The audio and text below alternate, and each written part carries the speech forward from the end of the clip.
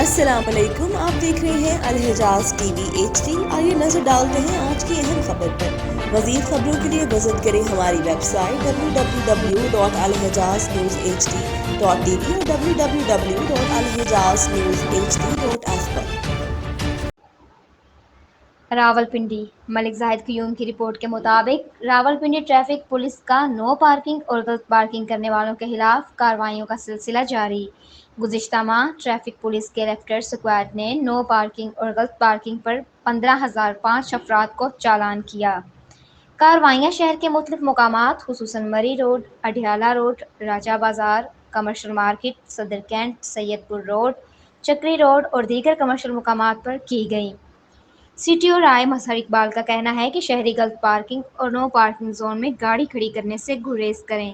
غلط parking road پر traffic کی روانی کو متاثر کرنے کے ساتھ ساتھ رش کا سبب بھی بنتی ہے۔ ٹریفک آفیسر کا کہنا ہے کہ غلط پارکنگ کی وجہ سے ایمبولینس اور دیگر ایمرجنسی گاڑیوں کو مشکلات کا سامنا کرنا پڑتا ہے۔